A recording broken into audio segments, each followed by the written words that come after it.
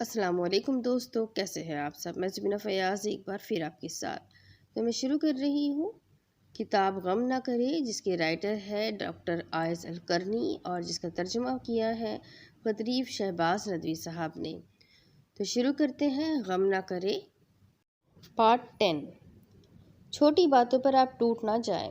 کتنے ہی لوگ ایک حقیر اور معمولی سبب کے باعث مغموم و رنجور رہتے ہیں۔ منافقین کو دیکھو، ہمیں پست عزائم حقیر کہتے کیا ہے؟ دھوپ میں جہاد کے لیے نہ نکلو، مجھے جانے کی اجازت دیجیے، مجھے نہ آزمائیے، ہمارے گھر کھلے ہوئے ہیں، ہمیں خوف یہ ہے کہ کوئی مصیبت نہ آ جائے۔ اللہ و رسول نے ہمارے ساتھ بس دھوکے کا وعدہ کیا ہے۔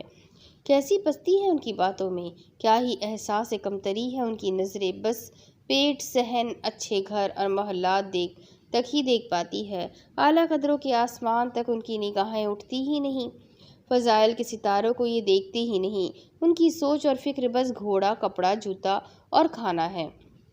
اسی طرح ایک بڑی تعداد ان کی بھی ہے جن کا صبح و شام کا مشغلہ بس بیوی، بچوں یا رشتہ داروں سے جھگڑا، گالم گلوج اور ایسی ہی چھوٹی باتیں ہوتی ہیں۔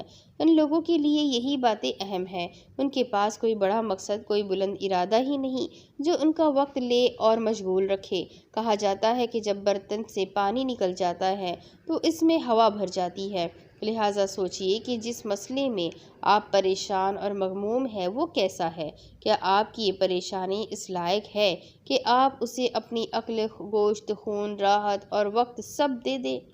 یہ تو ٹوٹے اور گھاٹے کا سودا ہے۔ نفسیات کے ماہرین کہتے ہیں کہ ہر چیز کو معقول حد میں رکھیے، اس سے زیادہ صحیح ارشاد الہی ہے کہ اللہ نے ہر چیز کی قدر و قیمت رکھی ہے۔ جیسا اور جس طرح کا مسئلہ ہے اتنا ہی اسے وزن اور قیمت دیجیے، کمی زیادتی نہ کیجیے۔ حدیبیہ کے موقع پر صحابہ کرام رضی اللہ عنہ درخت کے نیچے بیعت کرتے ہیں اور انہیں اس بیعت کو نبھانے کی فکر ہے۔ عین اسی وقت ایسا شخص بھی تھا جسے اپنے اونٹ کی فکر تھی، حتیٰ کہ بیعت بھی اس سے چھوٹ گئی۔ صحابہ کرام رضی اللہ عنہ کو اللہ کی خوشنودی حاصل ہوئی اور اس شخص کے حصے میں محرومی آئی، لہٰذا چھوٹی اور معمولی باتوں کی فکر چھوڑ دیجیے، آپ شادہ اور فرحاں رہیں گے، تفکرات سے نجات مل جائے گی۔ قسمت پر راضی رہیں۔ اس سلسلے میں چند باتیں اوپر آ چکی ہے، لیکن یہاں ان کی تفصیل بیان کروں گا۔ آپ کو جیسا بدن، مال، اولاد، گھر اور جو صلاحیت ملی ہو اسی پر قناعت کرنی چاہیے۔ قرآن بھی یہی کہتا ہے، جو میں نے تمہیں دیا ہے اسے لو اور شکر گزاروں میں سے ہو جاؤ۔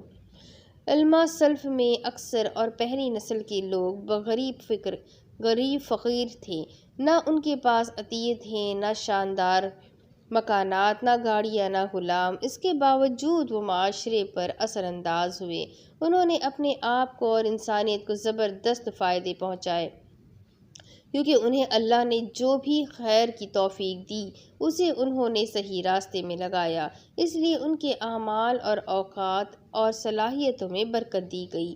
ان کے مقابلے میں ایسے مالدار اور اہل ثروت تھے کہ سیدھے اور فطری راستے سے انحراف کے نتیجے میں یہ مال و دولت ان کے کچھ کام نہ آئی اور وہ بدبختی اور نحوست کی زندگی گزارتے رہے۔ اشیاء ہی سب کچھ نہیں، یہ اس کی دلیل ہے۔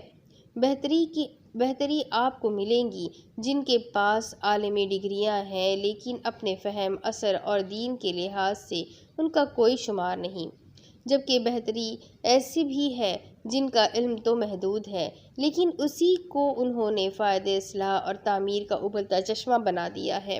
اگر آپ خوش رہنا چاہتے ہیں تو جیسی کچھ شکل و صورت اللہ نے آپ کو دی، جس خاندان میں پیدا کیا، جو آواز دی، اپنے فہم اور آمدنی کے معیار پر خوش رہے۔ دیکھیں، تاریخ میں ایسے لوگوں کی ایک لمبی فہرست ہے جو کم پر راضی ہوئے اور نام کمایا۔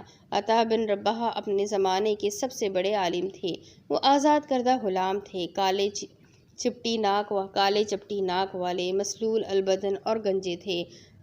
احب بن قیس عربوں میں سب سے بردبار و حلیم تھے، دبلے پتلے، کمزور، کبڑے تھے اور ان کی پنڈلیاں نیچی تھیں۔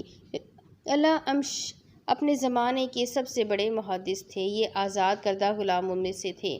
نگاہ کمزور تھی، بالکل محتاج، فقیر اور پھٹے حال، بلکہ ان سے بھی آگے بڑھ کر انبیاء علیہم السلام کی مثال ہے۔ ان میں بہتریوں نے بکریاں چرائی۔ حضرت داؤد لوہار تھے، حضرت زکریا بڑھئی تھے، حضرت ادریس درزی تھے۔ یہ وہ لوگ تھے جو خیر البشر اور تمام انسانیت کا مکھن تھے۔ آپ کی قدر و قیمت آپ کی صلاحیتیں اور نیک کام ہے۔ یہ بات کہ آپ نفع پہنچائے، حسن اخلاق کے کام لیں۔ جمال، مال یا عیال میں کچھ کمی ہو گئی ہو تو اس میں رنج و افسوس کی کوئی بات نہیں۔ اللہ جو دے اس پر خوش رہیے۔ ہم نے ان کے درمیان دنیاوی زندگی کی روزی تقسیم کر دی ہے۔ اس جنت کو یاد کرتے رہیے جس کا عرض زمین و آسمان ہے۔ دنیا میں اگر آپ محتاج یا غمگین ہو یا مرض لاحق ہو جائے یا آپ کا کوئی حق مار لے یا کوئی ظلم آپ پر ہو تو آپ ہمیشگی کی جنت کو یاد کر لیں۔ جب آپ ایسا کرنے لگیں گے اور اس کے حصول کے لیے کام کریں گے تو آپ کے نقصانات فائدوں میں بدل جائیں گے، مصیبتیں عطایا ثابت ہوں گی۔ سب سے عقل مند وہی ہے جو آخرت کے لیے کام کرے، کیونکہ آخرت ہی بہتر اور باقی رہنے والی ہے۔ مخلوقات میں سب سے احمق وہ ہے جو دنیا کو اپنی آرام گاہ، اپنا گھر اور امیدوں کا مرکز سمجھتے ہیں۔ اسی لیے جب مصیبتیں پڑتی ہیں تو بہت گھبراتے اور بہت مضطرب ہوتے ہیں، کیونکہ انہیں بس اسی دنیا کی حقیر زندگی نظر آتی ہے۔ وہ اسی فانی زندگی کے لیے کام کرتے ہیں، اس کے علاوہ وہ کچھ نہ سوچتے نہ کام کرتے ہیں۔ وہ چاہتے ہیں کہ یہاں ان کے آرام میں کوئی خلل نہ پڑے، نہ کوئی کدورت پیش آئے۔ حالانکہ اگر ان کے دلوں سے زنگ دور ہو جاتا اور آنکھوں پر پڑی جہالت کی پٹی اتر جاتی تو وہ جنت، اس کی نعمتوں، اس کے محلوں اور حیات جاودہ کو یاد کرتے اور اس کے جو اوصاف قرآن میں بیان ہوئے ہیں ان کو سنتے اور سمجھتے۔ بلا شبہ اسی گھر کے لیے تگ و دو اور محنت و مشقت کرنی چاہیے۔ کیا ہم نے اس پر غور کیا؟ کیا اہل جنت نہ بیمار ہوں گے، نہ غمگین، نہ مریں گے، نہ ان کا شباب ختم ہوگا، نہ کپڑے پرانے ہوں گے، کمرے ایسے ہوں گے کہ باہر کا اندر اور اندر کا باہر نظر آئے گا۔ وہ نعمتیں ہوں گی جنہیں نہ کسی فرد بشر کی آنکھوں نے دیکھا، نہ کانوں نے سنا، نہ دل میں ان کا خیال گزرا۔ اس کے ایک درخت کے سائے میں 100 سال تک چلتا رہے تب بھی وہ ختم نہ ہو۔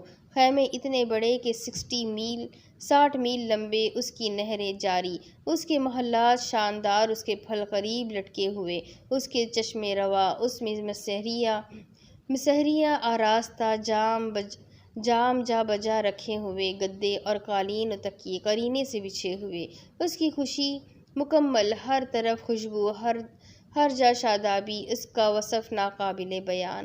پھر ہماری عقلوں کو کیا ہوا؟ اس کے بارے میں سوچتے کیوں نہیں؟ جبکہ انجام کار اس گھر میں داخلہ ہے تو پھر مصیبت زدوں، غم زدوں اور محتاجوں کو کوئی غم نہ ہونا چاہیے، بلکہ انہیں خوشی ہونی چاہیے کہ عاقبت خوش انجام ہوگی۔ انہیں فقر و فاقہ کا رونا نہ رو کر، مصیبتوں کا دکھڑا نہ سنا کر عمل صالح کرنا چاہیے تاکہ اللہ کے نعمتوں اور اس کی جنت کے مستحق بن جائے۔ تم نے جو صبر کیا اس پر تمہیں سلامتی ہو، کیا بہتر ٹھکانہ تمہیں ملا ہے۔ اب اس کے آگے کی کتاب میں آپ کو اگلے قسط میں پڑھ کر سناتی ہوں کہ آگے کیا ہے لکھا اس کتاب میں۔ بہت پیاری کتاب ہے تو میرے ساتھ بنے رہیں، اپنے چینل کو سبسکرائب کر لیں، اپنے لوگوں میں اس ویڈیو کو ضرور شیئر کریں، اس کتاب کو ضرور شیئر کریں۔ تو ملتے ہیں اگلے ویڈیو میں، تب تک اپنا بہت سارا خیال رکھیں، ویڈیو کو لائک ضرور کر دیں۔ اللہ حافظ۔